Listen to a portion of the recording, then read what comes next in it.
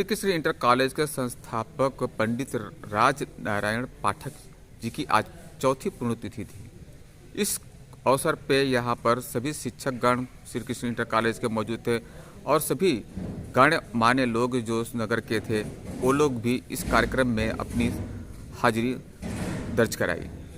इस खास अवसर पे यहाँ के स्कूल के बारे में चर्चाएं की गई और उम्मीद करते हैं कि आने वाले समय में यहाँ पर कुछ अच्छे शिक्षा पद्धति की भी नई बात की गई है और आने वाले समय में कुछ नए परिवर्तन आएंगे, नए बदलाव लाने की निरंतर कोशिश की चर्चाएं आज इस कार्यक्रम में की गई। 1972 में जबकि मैं हरिचंद इंटर कॉलेज में काम कर रहा हूँ, लेकिन कुछ परिस्थितियाँ थी। इस सभा में आप आए हैं, आपका आभार प्रदर्शन के लिए मैं अति आभारी हूँ। आप सब लोगों ने अपना बहुमूल्य समय आज श्री पाठक जी के नाम किया और परिस्थितियाँ और मौसम विपरीत है, लेकिन फिर भी आप सब ने अपना बहुमूल्य योगदान दिया, उनके स्मृतियों को जीवित किया और हम सभी समुपस्थित विद्वज्जनों को उत्साहित भी किया। आप सबका बहुत बहुत आभार। मैं आभारी हूँ इस विद्यालय के समस्त प्राध्यापकगण, प्राध्यापिकागण, छात्र छात्राओं का जो इस आयोजन में अपनी बहुमूल्य भूमिका निभा रहे हैं और बड़े धैर्य से उनके चरित्र का श्रवण कर रहे हैं। मैं आभारी हूँ यहाँ के स्थानीय पत्रकार बंधुओं का जो अपनी भूमिका निभा रहे हैं। मैं आभारी हूँ पीजी कॉलेज के तमाम प्राचार्य के साथ प्रोफेसर लोगों का और समुपस्थित महिला महाविद्यालय के सभी अधिकारी और कर्मचारीगणों का। आज इस आभार प्रदर्शन के बाद मैं कुछ कहना चाहूंगी। इस विद्यालय के प्रधानाचार्य जी की भी मैं आभारी हूँ। हमारा और आपका जो संबंध है, आज मैं उससे अलग इस मंचस्थ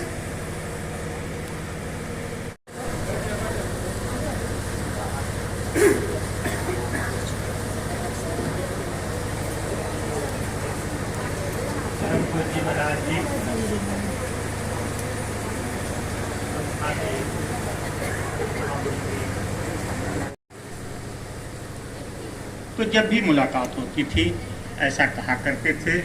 इन्हीं शब्दों के साथ मैं पाठक जी को अपनी श्रद्धांजलि अर्पित करता हूँ, नमन करता हूँ। जय हिंद, जय।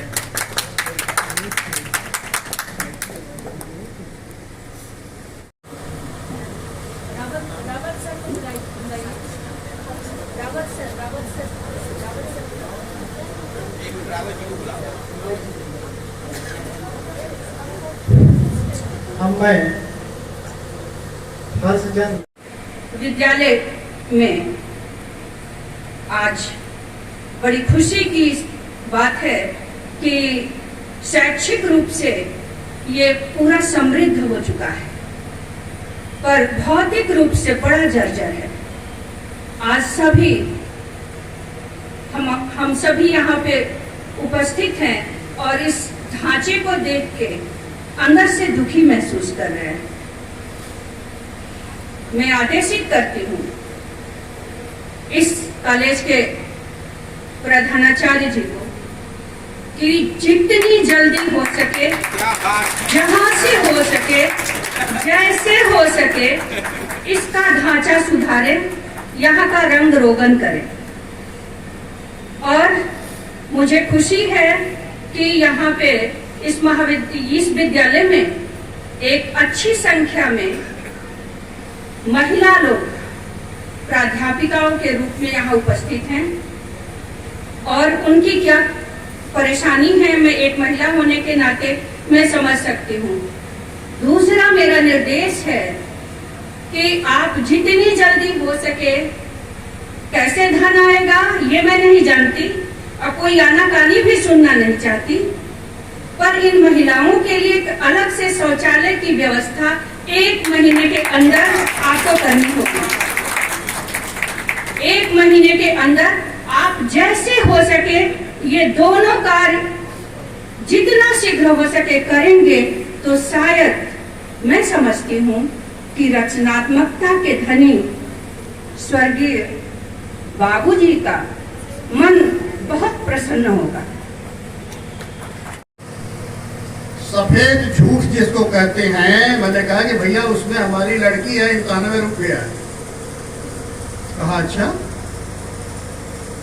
तो हाँ प्रिंसिपल तो उसका नहीं आया था, एक आया था पाठक वहाँ वो पीजी कॉलेज के प्रिंसिपल है।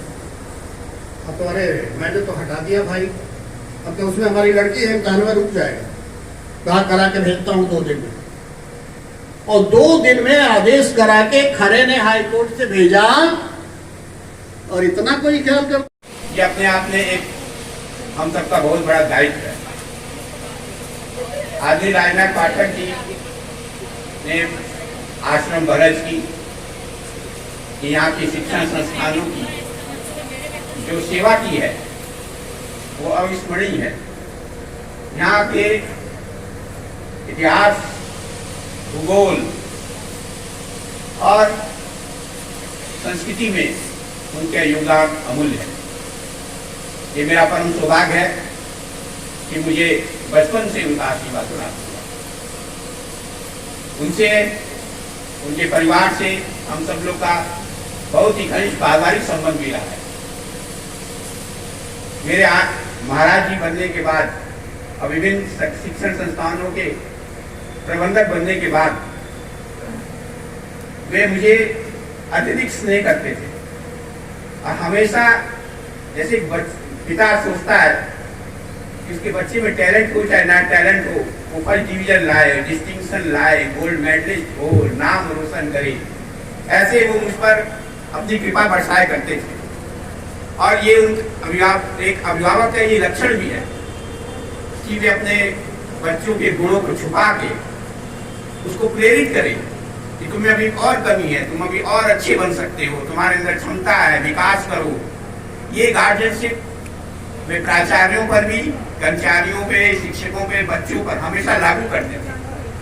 और उन्हें अपने आश्रम पर, यहाँ के संतों की तपस्या पर, समाज सेवा पर इतना भरोसा था कि आज इस आश्रम का नाम भारत के कोने कोने में जो बच्चे यहाँ से गए हैं पढ़ लिख के और कुछ अच्छे बने हैं, वे हमेशा इसकी चर्चा करते रहते हैं। मैं एक बार पुनः श्रीमती किरण पाठक को भी धन्यवाद देता हूँ कि उन्होंने, पाठक जी के अंदर सब गुण थे, लेकिन मैं उनके अवगुणों को भी प्रकट कर रहा हूँ कि उन्होंने मुझ पर और किरण पाठक पर बहुत भारी जिम्मेवारी सौंप के दी।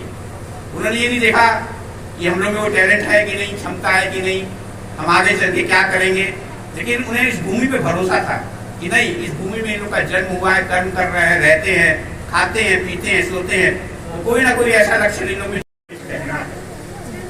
तो मैं उनके संबंध में मेरा कहना एक सूर्य के सामने दीपक दिखाने के समान है। पाठक जी, मैं इस संस्था का न तो विद्यार्थी रहा, न यहाँ अध्यापक रहा, लेकिन बचपन से ही मेरा उनका अटूट संबंध रहा है। कभी मैं उनसे अलग नहीं रहा। जब भी मिलते थे, जब भी मेरी मुलाकात उनसे होती थी, यह कहा करते थे कि बाबू कैसे हो, बहादुर कैसे हो, इस शब्द का प्रयोग किया कि बहादुर क्या हालचाल है बताओ। मैं उनसे अपना समाचार बताता था तो वो सांत्वना देते थे और उससे मुझे बड़ा बल मिलता था। सुनत रही निकलिए फिर का सुभाष तो साहब भेजली कहलिए जा बताओ मैं बतौले कौन कारवा हो गए बढ़िया इस ढंग। आज किस प्रकार का कार्यक्रम रहा महाराज जी? अनंत पीठ पर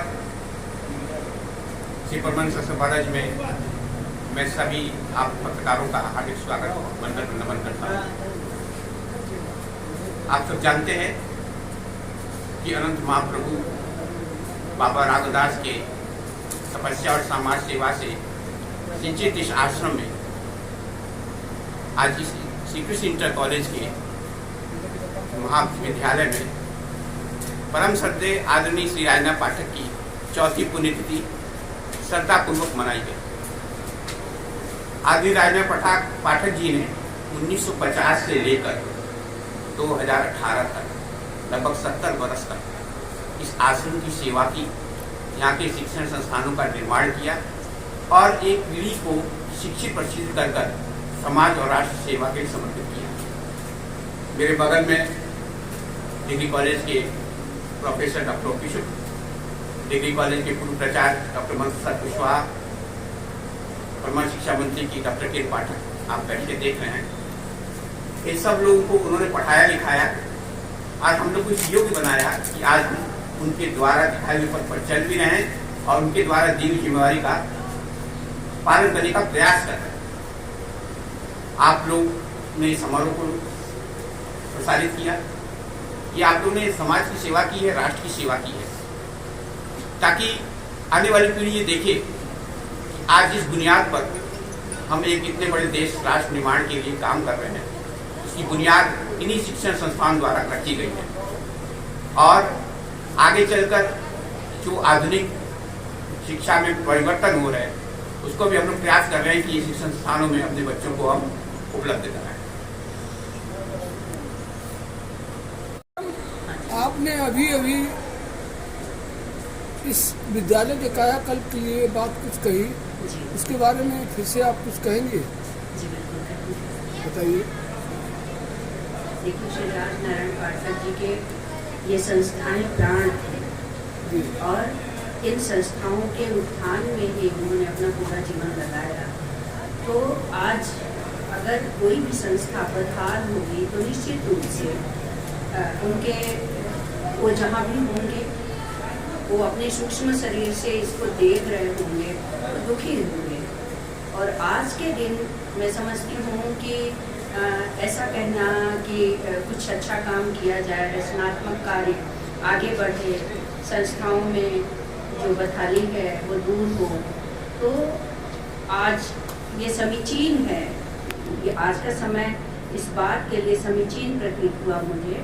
और हालांकि तमाम परेशानियां हैं, लेकिन विघ्न बाधाओं को दूर करते हुए अगर ये संस्थाएं रन करती हैं, भौतिक रूप से इनका सुधार होता है, रंग रोगन होगा और जो परेशानियां होंगी वो दूर होंगी, तो निश्चित रूप से उनकी आत्मा को बहुत शांति मिलेगी। और मेरे तरफ से ये सच्ची श्रद्धांजलि।